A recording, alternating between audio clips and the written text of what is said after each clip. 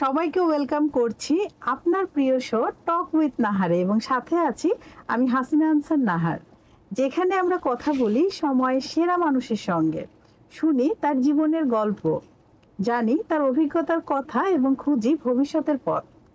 প্রিয় দর্শক, প্রতি পর্বের মতো আমাদের আজকেও আমাদের স্টুডিওতে আমন্ত্রিত আছেন এম এ নাহিয়ান। তিনি চেয়ারম্যান বিজনেস জিনিয়াস বাংলাদেশ। চলুন দর্শক, আমরা চলে যাই নাহিয়ানের কাছে। কেমন আছেন আপনি? জি ভালো আছেন। হ্যাঁ, ভালো আছেন। কি নিয়ে ব্যস্ততা চলছে? ব্যস্ততা অনুষ্ঠান আয়োজন নিয়ে। অনেক। আপনি তো একজন সংগঠকও। জি। বিজনেস জিনিয়াস বাংলাদেশ, এই প্রতিষ্ঠানের পেছনে আপনার মূল প্রেরণা কি ছিল?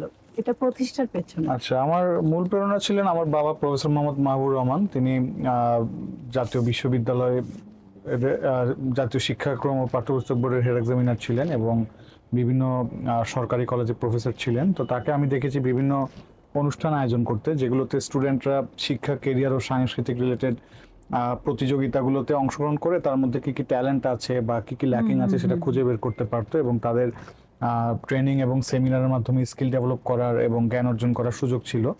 তো তখন থেকে আমার আব্বু অনুপ্রেরণা দিতেন, আমারও প্রোগ্রাম আয়োজন করার খুব ইচ্ছা ছিল। সো আমরা তখন, আমি যেহেতু ছোটবেলা থেকে একজন আল্লাহর রহমতে সফল বিতর্কিক ছিলাম এবং তখন থেকে বিতর্ক প্রতিযোগিতা আয়োজন শুরু করি দেশব্যাপী, এবং যখন আমি জাতীয় বিতর্ক সংগঠন বাংলাদেশ ডিবেট ওয়ারিয়র্স ওপেন করি আব্বুর সহযোগিতায়।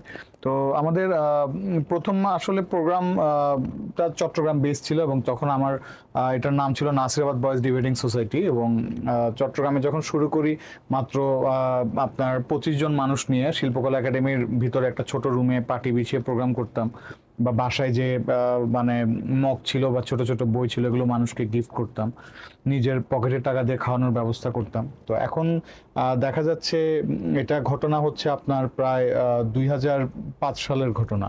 তো আজকে 20 বছর পরে আমরা প্রোগ্রাম করছি নর্থ ইউনিভার্সিটির সাথে 10th international business genius Bangladesh, একটা ইন্টারন্যাশনাল প্রোগ্রাম, এবং আমাদের বাংলাদেশ ডিবেট ফরেস্টের সিস্টার কনসার্ন আরেকটা আমরা খুলেছি বিজনেস জিনিয়াস বাংলাদেশ নামে।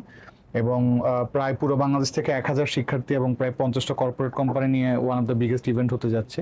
এই যে ছোট একটা ইভেন্ট থেকে নর্থ ইউনিভার্সিটির সাথে আন্তর্জাতিক মানের প্রোগ্রাম নামানো, এবং আমরাই মনে হয় একমাত্র সংগঠন যারা নর্থের সাথে 2বার প্রোগ্রাম নামাচ্ছি যৌথভাবে। তো এই অবস্থায় আসাটা আসলে ছোট ছোট প্রোগ্রাম থেকে ধাক্কা খেয়ে শিখেছি এবং আজকে এই জায়গায় এসেছি। বাট তখন যদি আব্বু অনুপ্রেরণা না জাগাতো এবং আব্বু থেকে দেখে না শিখতাম, তাহলে হয়তো আজকে এই জায়গায় আসতে পারতাম না। মানে আসতে হয়তো পারতেন, কিন্তু ওই কষ্ট আরো করতে হতো, আরো সময় লাগতো। জি জি। কারণ আপনার প্রতিভা কিন্তু শুরু থেকে ছিল, না হলে আপনার আব্বুর এই বিষয়গুলো আপনি ক্যাচ করতে পারতেন না। রাইট। আচ্ছা, আপনি একজন উদ্যোক্তা হিসেবে প্রথম কি ধরনের ব্যবসা শুরু করেছিলেন? আচ্ছা, সো আমি আসলে নটরডেম কলেজে যখন ভর্তি হই, নটরডেম কলেজে আসলে আমি বিভিন্ন ক্লাবগুলোকে জাতীয় বা আন্তর্জাতিক মানে অনুষ্ঠান আয়োজন করতে দেখতাম। তো তখন আমি ঠিক করলাম যে আমি ইভেন্ট ম্যানেজমেন্টটাই শুরু করবো আর কি। সো ইভেন্ট ম্যানেজমেন্টটা নিয়ে এটাকে আমার ব্যবসা বলতে পারেন বা শখ বলতে পারেন বা চাকরি বলতে পারেন। সো ইভেন্ট ম্যানেজমেন্টটা যখন শুরু করি, আমরা আসলে অন্য কারো ইভেন্ট অর্গানাইজ করি না, বাট কারো কোনো সাপোর্ট লাগলে আমরা হেল্প করি, বাট আমরা নিজেরাই প্রোগ্রাম অর্গানাইজ করি। সো আমি আসলে business related event management business বা এটা স্টার্ট করতে চেয়েছিলাম, বা তো এটা আমি চেয়েছিলাম নটরডেম কলেজ বিজনেস ক্লাব থেকে শুরু করব, but Notre Dame college business club তখন এই ধরনের উদ্যোগ গ্রহণ করে নাই। তো অনুষ্ঠান আয়োজনটা আমি শিখি নটরডেম কলেজ ডিবেটিং ক্লাব থেকে। তো তারপরে আমি দেখা গিয়েছে যে ইংল্যান্ডের লিস্ট ইউনিভার্সিটির আন্ডারে আমি MBA করেছি এবং কনফেডারেশন ট্যুরিজম অ্যান্ড হসপিটালিটির আন্ডারে CTHUকে কোয়ালিফাইড হয়েছি। তো পরবর্তীতে আমি নিজে বিজনেস জিনিয়াস বাংলাদেশ নামে প্রোগ্রাম আয়োজন শুরু করি নটরডেম কলেজেই, এবং প্রথম প্রোগ্রাম আল্লাহর রহমতে নটরডেম কলেজে অনেক সাকসেসফুল হয়। তখন থেকে আমি আসলে ন্যাশনাল এন্ড ইন্টারন্যাশনাল মানের ইভেন্ট নামানো শুরু করি। সো আমার প্রোগ্রামে ইউরোপ, আমেরিকা, অস্ট্রেলিয়া, আফ্রিকা বিভিন্ন দেশ থেকে অংশগ্রহণকারী আসে এবং বাংলাদেশের স্কুল, কলেজ, বিশ্ববিদ্যালয়ের ছেলেমেয়েরা আসে। তো আমাদের এই ইভেন্ট ম্যানেজমেন্ট বিজনেসের উদ্দেশ্য কিন্তু শুধু বিজনেস করা না, এটার উদ্দেশ্য হচ্ছে আমরা এখানে এই প্রোগ্রামে যখন পুরো বাংলাদেশ থেকে স্কুল, কলেজ, বিশ্ববিদ্যালয়ের শিক্ষার্থীরা আসে, তাদের আমরা ট্রেনিং দিই যে সে কিভাবে স্কিল ডেভেলপ করবে যাতে সে ফিউচারে বিজনেসম্যান হতে পারে বা বিজনেস অর্গানাইজেশনে চাকরি করতে পারে, তার ক্যারিয়ার কিভাবে এস্টাবলিশ করতে পারবে, সেমিনার হয়, দেন হচ্ছে প্রশিক্ষণ দেয়, এবং দেন বিজনেস আইডিয়া প্রেজেন্টেশন কম্পিটিশন হয়। ওখানে আমি দেখি যে ওদের যে ভালো ভালো বিজনেস আইডিয়াগুলো, এগুলোকে আমরা পুরস্কৃত করে আমরা তাদেরকে মোটিভেটেড করি এবং ইন্টার্নশিপ জব এবং বিজনেসের বিষয়ে তাদেরকে আমরা হেল্প করি। তো সেই যে শুরু করেছি, এখন 10বারের মতো নামাতে যাচ্ছি নর্থ সাউথ ইউনিভার্সিটির সাথে 9th আগস্ট। তো এক সময় হয়তো 100 পার্টিসিপেন্ট 50-25 জন নিয়ে নামতো, এখন 1000 পার্টিসিপেন্ট বা 50টা স্পন্সর নিয়ে আল্লাহর রহমতে নামাচ্ছি আর কি। Congratulation, thank you. আপনার সামনের দিনগুলো আরো সফলতায় ভরে উঠুক। আচ্ছা, নতুন প্রজন্মের উদ্যোক্তাদের জন্য আপনি কিভাবে প্ল্যাটফর্ম তৈরি করেছেন? নতুন প্রজন্মের উদ্যোক্তাদের জন্য যে প্ল্যাটফর্মটা তৈরি করেছি সেটা হচ্ছে আমরা এই যে তাদেরকে ট্রেনিং গুলো দিচ্ছি, যেগুলো তাদের স্কিল ডেভেলপ করছে। আপনি দেখবেন যে ইউনিভার্সিটি বা স্কুল কলেজে তারা যখন পড়াশোনা করে, তাদের শুধু A+ পাওয়া, CGPA 4 পাওয়া, এই বিষয়গুলোর উপরেই শুধুমাত্র ফোকাস করা হচ্ছে। বাট সে একজন ভালো মানুষ বা সৎ চাকরিজীবী বা বিজনেসম্যান হচ্ছে কিনা, এই জিনিসগুলো আসলে দেখা হয় না। এবং তার skill, soft skill, job skill গুলো ডেভেলপ হচ্ছে কিনা, সে ইংলিশে সুন্দর করে কথা বলতে পারে কিনা, বাংলায় পারে কিনা, রিডিং, স্পিকিং, রাইটিং স্কিল আছে কিনা, এই জিনিসগুলো কিছু দেখা হয় না। তো এই ট্রেনিং গুলো দিয়ে আমরা স্কিল গুলো ডেভেলপ করছি, যেগুলো তার স্কুল কলেজ ভার্সিটি হয়তো দিচ্ছে না, অনেক স্কুল কলেজ ভার্সিটি। তো দেওয়ার পরে তাকে আমরা পরবর্তীতে ইন্টার্নশিপ জবের বিষয়ে হেল্প করছি এবং পড়াশোনায় ভালো রেজাল্টের বিষয়ে হেল্প করছি। এভাবে তার জন্য আমরা একটা প্ল্যাটফর্ম তৈরি করছি। এবং আপনি জানেন safe skill employment investment project বলেন, ILO বলেন, ADB বলেন, এরকম অনেক কোর্স আছে যেখানে দরিদ্র বা প্রতিবন্ধীদের মানে পড়াশোনার ব্যবস্থা করা হয়। তো এই স্টুডেন্ট যারা রয়েছে তাদেরকে আমরা ইন্সপায়ার করি, এই ইনস্টিটিউটগুলোর সাথে কোলাবোরেশন করিয়ে দিই। ইনস্টিটিউটে গিয়ে তারা এই ফ্রি কোর্সগুলো করে দরিদ্র প্রতিবন্ধীরা ইন্টার্নশিপ জব পায়। এবং অন্যান্য স্টুডেন্ট যারা মধ্যবিত্ত, ধনী, নিম্নবিত্ত, তাদেরও কোর্স করার ব্যবস্থা করি, যাতে তাদের ইন্টার্নশিপ জবের সুযোগ হয় এবং বিজনেসেও তারা সফল হয়। বাহ, চমৎকার। ব্যবসায়িক নেতৃত্ব দিতে গিয়ে সবচেয়ে বড় চ্যালেঞ্জ কোনটি মনে হয়েছে আপনার কাছে?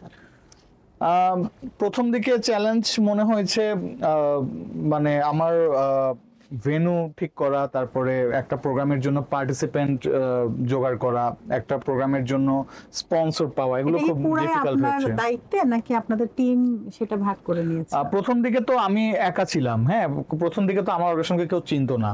তো দেখা গেছে আমি যখন আস্তে আস্তে প্রোগ্রাম করে শিখলাম, যেমন আমি আব্বুর থেকে যেটা শিখেছি যে পরিচিত মানুষদেরকে আমি যদি স্পন্সরের জন্য বা ভেন্যুর জন্য বা পার্টিসিপেন্ট দেওয়ার জন্য বলি, তারা কিন্তু দেখে না এটা কোন অর্গানাইজেশন। তারা জানে হ্যাঁ নাহিয়ান সাহেবকে আমি চিনি, তাকে আমি হেল্প করবো।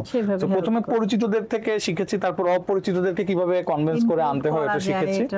এবং এরপরে আমি স্পন্সর আনা যখন শিখে গিয়েছি, ভেন্যু আনা শিখেছি, এখন আমি আমার টিমকে কাজ ভাগ করে দিই, তুমি স্পন্সর আনো, তুমি ভেন্যু আনো, তুমি মিডিয়া আনো। তাদেরকে ওই টেকনিকগুলো আপনি শিখিয়ে দিয়েছেন? ওই টেকনিকগুলো শিখিয়ে দিয়েছি। জি জি। সো আপনি জানেন যে নর্থ সাউথ ইউনিভার্সিটির সাথে যৌথভাবে প্রোগ্রাম করা, বা ব্র্যাক বলেন, আপনি AIUB বলেন, IUB বলেন, এরকম ইউনিভার্সিটির সাথে যৌথভাবে প্রোগ্রাম করা খুব ডিফিকাল্ট। তো আমাদের কনভিন্সিং পাওয়ারটা আল্লাহর মতো ওই পর্যায়ে চলে গিয়েছে যে আমরা বড় বড় ইউনিভার্সিটির সাথে যৌথভাবে প্রোগ্রাম করি। এবং এর জন্যই মানে north south university 10th international business ইনাস বাংলাদেশের মতো এত বড় প্রোগ্রাম 9th আগস্ট করতে আমাদের অনুপ্রেরণা জাগিয়েছে বা পাশে দাঁড়িয়েছে। এবং আরেকটা বিষয় হচ্ছে আমাদের প্রোগ্রামে গুগল বলেন, বার্জার পেন্টস বলেন, আপনি বা আপনি প্রাণ বলেন, মানে বড় বড় কোম্পানিগুলো স্পন্সর করছে। তো এই জায়গাগুলোতে আমরা আসলে স্পন্সরদের সুযোগ সুবিধাগুলো পাওয়ার জন্য আমি যেটা দেখেছি যে স্পন্সরের কাছ থেকে, যেমন আমরা 20 লাখ টাকা বাজেটের প্রোগ্রাম নামাই, কিন্তু স্পন্সরদের কাছে আমরা জানি যে আর্থিক সহায়তা চাইলে তারা পাশে আসতে চায় না। কিন্তু আমি স্পন্সরের কাছে যদি লজিস্টিক সাপোর্ট চাই, যে আপনি খাবার দেন, আপনি ক্রেজ দেন, আপনি ব্র্যান্ড দেন, তখন স্পন্সরটা পাওয়া ইজি হয়। এই জায়গা থেকে আমাদের স্পন্সর পাওয়া খুব সুবিধা হয় আর কি। যে একটা 20 লাখ টাকা বাজেটের প্রোগ্রাম নামিয়ে ফেলছি, কিন্তু আমার কোনো আর্থিক স্পন্সর নাই, লজিস্টিক সাপোর্ট দিয়ে প্রোগ্রাম উঠে যাচ্ছে। তো এই জিনিসগুলো মিডিয়া, প্রথম আলো থেকে শুরু করে ডেইলি স্টার, বড় বড় মিডিয়াগুলো কভারেজ করছে, বড় বড় ইউনিভার্সিটিগুলো ভেন্যু দিচ্ছে। ইনাদেরকে কিভাবে ইনক্লুড করেছেন? শুরুতে কি আপনাকে বেগ পেতে হয়েছে? শুরুতে বেগ পেতে হয়েছে, কারণ যারা আমার পরিচিত না তারা দেখা গেছে আমার পাশে দাঁড়ায় না। আর আমি কিভাবে সুন্দরভাবে প্রপোজাল তৈরি করতে হয়, প্রেজেন্টেশন বানাতে হয়, হ্যাঁ, তো এই জিনিসগুলো জানতাম না। সো আস্তে আস্তে যখন বিভিন্ন অর্গানাইজেশনকে দেখেছি যে তারা কিভাবে প্রপোজাল বানায়, কিভাবে তারা প্রেজেন্টেশন দেয়, হ্যাঁ, এই জিনিসগুলো শেখার পর থেকে আমি এখন বুঝে গেছি যে একটা স্পন্সর, একটা ভেন্যু পার্ট, একটা মিডিয়াকে আসলে কিভাবে আনা যায় আর রাইট করা যায়। আচ্ছা, আপনার দৃষ্টিতে একজন সফল উদ্যোক্তার সবচেয়ে গুরুত্বপূর্ণ গুণ কি? সফল উদ্যোক্তার আসলে সবচেয়ে গুরুত্বপূর্ণ গুণ হচ্ছে তাকে ভাবতে হবে সে কিছুই জানে না। মানে আমি যদি এখন চিন্তা করি যে আমি সব জানি, তাহলে আমি কিন্তু আমার যে শেখার আগ্রহ এটা হারিয়ে ফেলবো। তো আমি যদি মনে করি যে আমার এখনো জ্ঞান হচ্ছে জিরো, তখন আমার প্রতিদিনই মানুষের থেকে কিছু না কিছু শেখার ইচ্ছা থাকবে। একটা রিক্সাওয়ালা থেকেও অনেক কিছু শেখা যায়, একটা শিশু থেকেও শেখা যায়, একটা ভিখারি থেকেও শেখা যায়। তো প্রত্যেকটা মানুষের যদি ভালো দিকগুলো আমি শেখা শুরু করি, তাহলে আমার মধ্যে কিন্তু তাদের যে সারা জীবনের এক্সপিরিয়েন্স স্কিল এগুলো আমার মধ্যে চলে আসছে এবং আমি কিন্তু তখন আস্তে আস্তে উপরের দিকে যাচ্ছি। সো এই জায়গা থেকে আমি মনে করি যে খুব দরকার। এবং আরেকটা জিনিস যেটা এখন যেটা সবচেয়ে বেশি জরুরি সেটা হচ্ছে আর্টিফিশিয়াল ইন্টেলিজেন্স শেখা এখন খুবই জরুরি। বাংলা আপনি এখন দেখবেন যে কোরিয়া, জাপান বা চায়নার মতো দেশগুলোতে এআইটা স্কুল থেকে শেখা একদম ফিক্স করে দেওয়া হয়েছে। বাট আমাদের এখন ভার্সিটি স্টুডেন্টরা এআই অনেকে জানে না। বাট আপনি যেই কাজটা করতে আপনার সারাদিন সারা মাস লেগে যেত বা আপনার স্টাফ লাগতো, অনেক টাকা ইনভেস্ট করতে হতো, এখন আপনি এআই কে বলবেন যে আমার এই কাজটা করে দাও, এআই আপনার সব কাজ করে দিবে। আপনি হয়তো আমার টক শোর জন্য কোশ্চেন বানাইতে হবে, আপনার চিন্তা করতে সময় লাগবে। আপনি চ্যাট জিপিটি কে বলবেন আমি এই টক শো করবো, নাহিয়ান সাহেব আসবে, উনি এই কাজ করে, তুমি এই রিলেটেড আমাকে কোশ্চেন তৈরি করে দাও, ও সাথে সাথে কিন্তু করে দিবে। হ্যাঁ, আপনার এই ভিডিওটা এডিট করতে বলবেন, করে দিবে। সো যে কোনো কাজ এখন এআই করতে বলেছে। একজন লিডারের মধ্যে যদি এআই স্কিল থাকে তাহলে সে কিন্তু কাজগুলো তার হচ্ছে অনেক কমে আসবে। এবং এই জন্য আমরা গত 2023 সাল থেকে যে ইভেন্ট গুলো নামাচ্ছি, আমাদের ইভেন্টে শুধু মানুষরা অংশগ্রহণ করে না, এআইরাও অংশগ্রহণ করে, রোবটরা অংশগ্রহণ করে। তাহলে আমরা দেখতে পাচ্ছি যে রোবট এআইদের থেকে কি শেখার আছে এবং তারা আমাদের থেকে এগিয়ে বা পিছিয়ে আছে কেনা নাকি, এবং আমার মধ্যে যে স্কিলগুলো আছে সেগুলো আসলে না থাকলে এআই রোবট যে আমার জায়গায় দখল করে নিত বা নিতে পারতো কিনা, এই জায়গাগুলো আমি যাচাই করতে পারছি। এবং নর্থ সাউথ 9th আগস্টে 10th ইন্টারন্যাশনাল বিজনেস ডিনার বাংলাদেশে আমরা কিন্তু শুধু মানুষরা, রোবট এবং এআইরাও অ্যাটেন্ড করছে। বাহ, চমৎকার চমৎকার উদ্যোগ আপনার। আপনি কিভাবে উদ্যোক্তা ও একাডেমিক জগৎকে একত্রে যুক্ত করেছেন? আচ্ছা, উদ্যোক্তার একাডেমিক জগৎকে যুক্ত করার জন্য আমি যেটা করেছি সেটা হচ্ছে ইউনিভার্সিটিগুলোর সাথে বা স্কুল কলেজগুলোর সাথে একটা কোলাবোরেশনে যাচ্ছি যে আপনি আমাদের অনুষ্ঠানে পার্টিসিপেন্ট দেন বা ভেন্যু দেন বা স্পন্সর করেন, আমি হচ্ছে আপনার যে স্টুডেন্টরা এদের স্কিল ডেভেলপ করা, ইন্টার্নশিপ, চাকরি দেওয়া, এটার ব্যবস্থা করব। আর কোম্পানিগুলোর সাথে যেটা করেছি যে আপনি আমার এখানে স্টল দেন বা স্পন্সর করেন, আমি যেটা করব আপনার ভালো ভালো যদি এমপ্লয়ি লাগে আমি আপনাকে এনে দিব। সো আমাদের আরেকটা অর্গানাইজেশন আছে, মানে বাংলাদেশ ডিবেট ফরেস্ট আর business genius. Bangladesh debate forest হচ্ছে জাতীয় বিতর্ক সংগঠন, বিজনেস জিনিয়াস বাংলাদেশ হচ্ছে বিজনেস থেকে যারা পড়াশোনা, জব বা বিজনেস করছে তাদের একটা ফেডারেশন। আরেকটা ফেডারেশন আমাদের আছে, সেটা হচ্ছে federation of hospitality tourism event management, FOTEM। এটা হচ্ছে ট্যুরিজম হসপিটাল নিয়ে যারা পড়াশোনা, জব বা বিজনেস করবে তাদের একটা ফেডারেশন। সো আমরা এখন যেটা করছি যে ট্যুরিজম হসপিটাল ইন্ডাস্ট্রিতে যে হোটেল, রেস্টুরেন্ট, রিসোর্ট, এয়ারলাইন গুলো রয়েছে বা বিজনেস, আপনার বিজনেস রিলেটেড যে কর্পোরেট কোম্পানিগুলো বাংলাদেশে আছে, এদের সাথে আমরা টাই আপ করছি যে এদেরকে এমপ্লয় আমরা দিচ্ছি। আর ইউনিভার্সিটিগুলোর সাথে আমরা যে টাই আপ করছি সেটা হচ্ছে যে তাদের যেসব ইন্টার্নশিপ জবের জন্য ছেলেমেয়েরা ঘোরাফেরা করছে তাদের সিভি গুলো আমরা কালেক্ট করছি। এভাবে হচ্ছে ইউনিভার্সিটির স্টুডেন্টদেরকে আমরা কোম্পানিগুলোতে ইন্টার্নশিপ এবং জবের সুযোগ দিচ্ছি। বসুন্ধরা গ্রুপ থেকে শুরু করে আপনার ওয়েস্টিন বলেন বা ভালো ভালো কোম্পানিতে আমরা অফিসিয়ালি বা আনঅফিসিয়ালি দেখা যাচ্ছে এমপ্লয় দিচ্ছি। বাহ, চমৎকার। ব্যর্থতা মোকাবেলার ক্ষেত্রে আপনার স্ট্র্যাটেজি কি? আচ্ছা, ব্যর্থতা মোকাবেলার ক্ষেত্রে আমার স্ট্র্যাটেজি হচ্ছে, আমি আসলে মনে করি যে মানে ব্যর্থতাটা হচ্ছে এটা আমার ব্যর্থতা না, এটা আমার সফলতা। কারণ ব্যর্থতা থেকে আমি অনেক কিছু শিখতে পারি।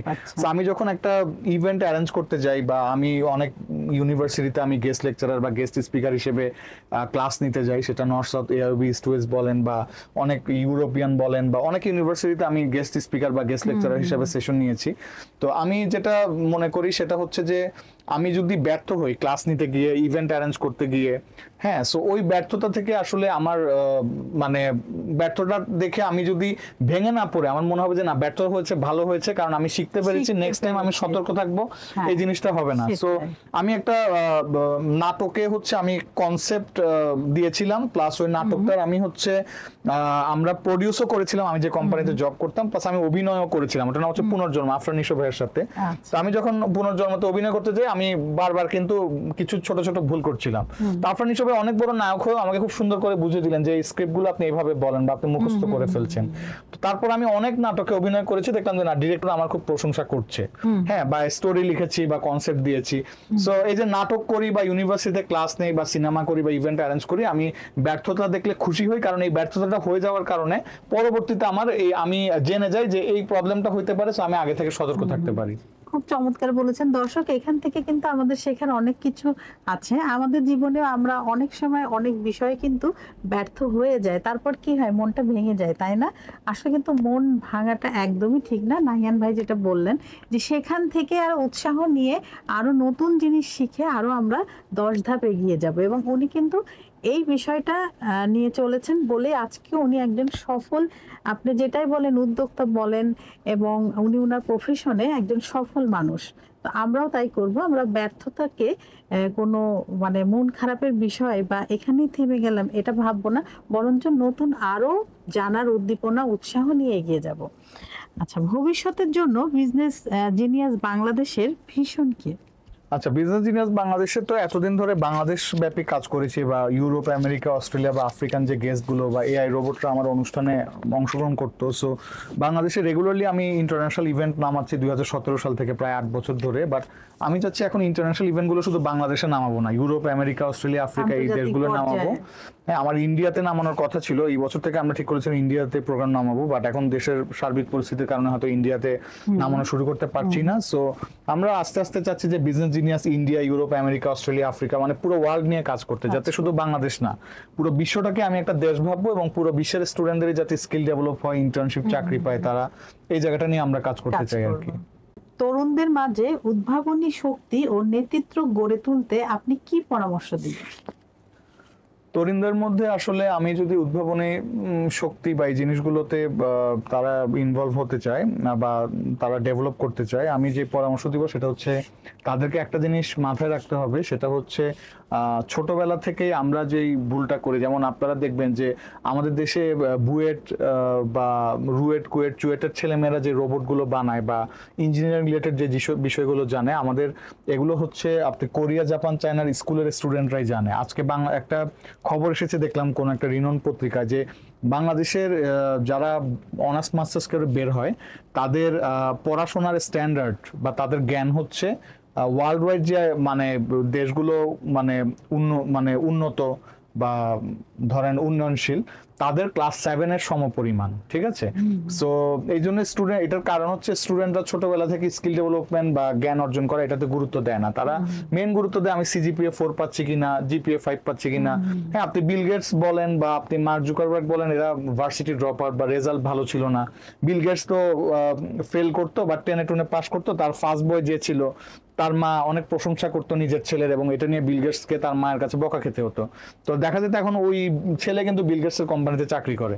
So end of the day আমাদেরকে যে জিনিসটা মাথায় রাখতে হবে সেটা হচ্ছে যে উদ্ভাবনের শক্তি ডেভেলপ করতে হলে ছোটবেলা থেকে আমার ট্রেনিং, তারপর সেমিনার, বা আপনি অনেক সুন্দর সুন্দর অনুষ্ঠান আয়োজন করেন, এই ধরনের অনুষ্ঠানগুলো আয়োজন করা, আয়োজনে অংশগ্রহণ করা, প্লাস টিভিতে অনুষ্ঠানগুলো দেখা, ইউটিউবে দেখা, যে জড়তাগুলো সেগুলো কিন্তু কেটে যায়। এই যে বিভিন্ন অর্গানাইজেশন যেসব অনুষ্ঠান মানে করে, সবার যাওয়া উচিত, বিশেষ করে যারা হচ্ছে উদ্যোক্তা আছে, উদ্যোক্তার ধরনের প্রোগ্রামগুলো, এই যে সেমিনার হয় এবং হচ্ছে অনেকেই সম্মাননা সনদ, ক্রেস্ট, বিভিন্ন অনুষ্ঠানও হচ্ছে। তো আমাদের আসলে যাওয়া উচিত বিভিন্ন সেমিনার, ওয়ার্কশপে, এখান থেকে অনেক কিছু শেখার আছে, জানার আছে। আর ওই যে বললে জড়তাগুলো কাটে, হ্যাঁ, হয়তো স্টেজে উঠলে তুমি একটু কথা বললে, এই যে একটা প্র্যাকটিস হলো, এটা কিন্তু ফিউচারে তোমার নিজের ব্যবসার প্রসারের জন্যই লাগবে। প্রচারেই তো প্রসার। তুমি যদি নিজের প্রতিষ্ঠানের কথা নিজেই যদি বলতে না পারো, তাহলে কিভাবে তুমি আগাবা, কিভাবে উন্নতি হবে? এই ধরনের কাজের দরকার আছে এবং আমাদেরও উচিত, দর্শক আমাদেরও উচিত এই সমস্ত জায়গায় অংশগ্রহণ করা। নাহিয়ান কিন্তু অনেক গুরুত্বপূর্ণ বিষয় আপনাদের সাথে হচ্ছে আলোচনা করেছে, আপনারা এই দিকগুলো একটু দেখবেন। আমরা এখন টক উইথ নাহারের র্যাপিড ফায়ার কোয়েশ্চেনে চলে আসছি। এখানে ফান অ্যান্ড ফাস্ট সেগমেন্ট, দ্রুত বলতে হবে। একজন সফল উদ্যোক্তা জন্মায় না তৈরি হয়? তৈরি হয়। প্রিয় বিজনেস বুক? প্রিয় বিজনেস বুক হচ্ছে বাজার। চা না কফি? লাল চা। লাল চা না? আচ্ছা, ইনভেস্টমেন্ট আগে নাকি আইডিয়া আগে? আইডিয়া। রাত জেগে কাজ নাকি সকালে উঠে? সকালে উঠে। নিজের সবচেয়ে গর্বের মুহূর্ত? অ্যাওয়ার্ড পাওয়া বড় অনুষ্ঠানে। বাহ, চমৎকার। সবচেয়ে বড় ব্যর্থতা থেকে শেখা কি? একটা অনুষ্ঠান ফ্লপ হওয়া। আচ্ছা, এক কথায় বিজনেস জিনিয়াস বাংলাদেশ মানে? সফল ব্যবসায়ী এবং চাকরিজীবী তৈরি করা। বাহ, চমৎকার।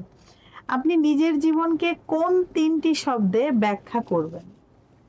নিজের জীবনকে ব্যবসায়ী, চাকরিজীবী, শিক্ষক। বাহ, চমৎকার। আপনি যদি এই নাহিয়ান না হতেন তাহলে কোন নাহিয়ান হতেন? আমার ছোটবেলা থেকে ইচ্ছা ছিল ক্রিকেটার হওয়ার। সো আসলে তখন বাংলাদেশে যে বিপিএল বা দেশের বাইরে আইপিএল বা যে বিভিন্ন প্রিমিয়ার লিগগুলো হতো না, বা আসলে মানে জাতীয় দলে চান্স পাওয়া খুব ডিফিকাল্ট ছিল, আঞ্চলিক খেলা ওইভাবে হতো না। তো আসলে একটা ফিউচার ওভাবে ছিল না, সো আমার আসলে ক্রিকেটার হওয়ার বেশি ইচ্ছা ছিল। এবং আমি বলেন নাফিজ ইকবাল, তামিম ইকবাল সব আমরা একই স্কুলে বা একই জায়গায় ক্রিকেটার ছিলাম, আমিও তাদের মতো অনেক মারকুটে ব্যাটসম্যান ছিলাম, বোলারও ছিলাম, অলরাউন্ডার ছিলাম। সো আর সো এই কারণে আসলে তখন মনে হচ্ছে তখন আসলে ফিউচারটা ওইভাবে তৈরি হয় না, এখন যেভাবে তৈরি হচ্ছে এই কারণে। আর মুভির পরিচালক হওয়ার খুব ইচ্ছা ছিল, সামনে আমি রান্না নিয়ে বাংলাদেশের প্রথম চলচ্চিত্র ইনশাল্লাহ বানাতে যাচ্ছি, সো এটা ইনশাল্লাহ পূরণ হচ্ছে আর কি। Thank you. আমরা থাকছি না দর্শক, অবশ্যই রান্নার মানুষগুলো তো থাকবেই। এটা আসলে কত মানে সময়টা কত আপনার মুভি? আমাদের এটা যেহেতু ওয়ার্ল্ড ওয়াইড ওটিএ প্ল্যাটফর্মে রিলিজ পাবে, ওটিএ প্ল্যাটফর্মে আসলে লম্বা মুভি বানালে দর্শক দেখতে চায় না, হ্যাঁ, সো আমরা হয়তো মিনিমাম আধা ঘন্টা বা ম্যাক্সিমাম 1 ঘন্টা করবো আর কি। আর এটা অনেক সিকুয়েল থাকবে, পার্ট 1 পার্ট 2, হ্যাঁ, এবং ইন্টারেস্টিং হবে আর কি। আচ্ছা নাহিয়ান ভাই, আমরা তো কথা বলতে বলতে কিন্তু অনুষ্ঠানের একদম শেষ দিকে চলে এসেছি, তো এই টক উইথ নাহারে আপনার কেমন লাগলো? না, খুব ভালো লেগেছে এবং খুব মানে সময় উপযোগী প্রোগ্রাম। এই টাইমে ছেলেমেয়েরা চায় একটু বিজনেসম্যান হতে, চাকরি করতে, কেরিয়ার এস্টাবলিশ করতে, স্কিল ডেভেলপ করতে। তো বিভিন্ন ধরনের যে জ্ঞানীগুণী শিল্পীরা আসছে বা বক্তারা আসছেন, মানুষরা আছেন, তাদের থেকে অনেক কিছু শেখার থাকবে। স্পেশালি আমার যে প্রোগ্রাম আসছে Naushad university 10th international business genius Bangladesh, এটা নিয়ে একটু কথা বলার সুযোগ পেয়েছি। আর আরেকটা কথা বলবো, আপা তো একজন ভালো রন্ধনশিল্পী এবং উদ্যোক্তা, সো বা ইভেন্ট অর্গানাইজ করেন, এটা যাই হচ্ছে ট্যুরিজম এন্ড হসপিটালিটি ইন্ডাস্ট্রির সাথে। সো আসলে আমি ছেলে মেয়েদেরকে বলতে চাই, দর্শকদের উদ্দেশ্যে, যে আপনারা ট্যুরিজম এন্ড হসপিটালিটি ইন্ডাস্ট্রিতে কেরিয়ার করুন। হয়তো আপার মতো একজন সফল রন্ধনশিল্পী হতে পারবেন, বা আপার মতো একজন সফল উদ্যোক্তা হতে পারবেন, ইভেন্ট অর্গানাইজ করবেন, বা আমার মতো বড় বড় ইন্টারন্যাশনাল হোটেলে চাকরি করতে পারবেন, বা রিসোর্ট, রেস্টুরেন্ট, এয়ারলাইনে ভালো স্যালারি পাবেন। সো ট্যুরিজম, আমি federation of hospitality tourism and event management ফোটেমের চেয়ারম্যান হিসেবে বলবো যে অবশ্যই ট্যুরিজম এন্ড হসপিটালিটি ইন্ডাস্ট্রিতে কেরিয়ার করুন, ভালো স্যালারি আছে, চাকরির সুযোগ আছে এবং কাজ করে মজা আছে। এবং বিজনেস জিনিয়াস বাংলাদেশের চেয়ারম্যান হিসেবে বলবো, যারা কর্পোরেট লেভেলে চাকরি করতে চান, ট্যুরিজম এন্ড হসপিটালিটির কর্পোরেট সেক্টরে আসুন এবং আপার মতো একজন সফল উদ্যোক্তা আপনারা হতে পারবেন। আগে চাকরি করে কাজ শিখুন, ফিউচারে তাহলে আপার মতো একজন ইনশাআল্লাহ বড় ব্যক্তি হতে আগে পারবেন। অভিজ্ঞতা নিয়ে আসতে হবে। আর আমার মনে হয় যে এটা হচ্ছে একটা অপার সম্ভাবনাময় শিল্প, রাইট, মানে অনেক সম্ভাবনা আছে। তো আপনাদের সবাইকে মোস্ট ওয়েলকাম। নাহিয়ান যেভাবে বললো, আপনারা কিন্তু এভাবে চলতে পারেন। তাহলে মানে হয় না যে সবাই যদি চাকরি খুঁজি তাহলে চাকরি দেবেটাকে। সো আমরা নিজেরাই উদ্যোক্তা হই না, নিজেরা উদ্যোক্তা হয়ে আমরা বরঞ্চ কর্মের সংস্থান করি। তো নাহিয়ান ভাই, আপনাকে অসংখ্য ধন্যবাদ। আবারও নতুন কোনো আয়োজনে আপনার সাথে আমাদের দেখা হবে। আপনাকে ধন্যবাদ। আপনাকে ধন্যবাদ। দর্শক, আপনারা যারা এতক্ষণ আমাদের সাথে ছিলেন, আপনাদের সবাইকে অসংখ্য ধন্যবাদ। আপনারা চাইলেই কিন্তু আমাদের এই অনুষ্ঠানে অংশগ্রহণ করতে পারেন। সেক্ষেত্রে আমাদের যে ইনবক্স আছে সেখানে আপনি আপনার নাম, আপনার মোবাইল নাম্বার এবং আপনার ডেজিগনেশন এবং শর্ট সিভি আপনি সেন্ড করতে পারেন, এবং আমাদেরকে কিন্তু ইমেলও করতে পারেন ইমেল অ্যাড্রেসে, এবং আমাদের কমেন্ট বক্সেও জানাতে পারেন। আমাদের অফিস থেকে আপনার সাথে যোগাযোগ করবে। তো দর্শক, আমরা আবারও নতুন কোনো অতিথিকে নিয়ে আপনাদের সবার মাঝে উপস্থিত হব। ততক্ষণ পর্যন্ত আপনারা সবাই ভালো থাকুন, সুস্থ থাকুন এবং আমাদের সাথে থাকুন। আল্লাহ হাফেজ।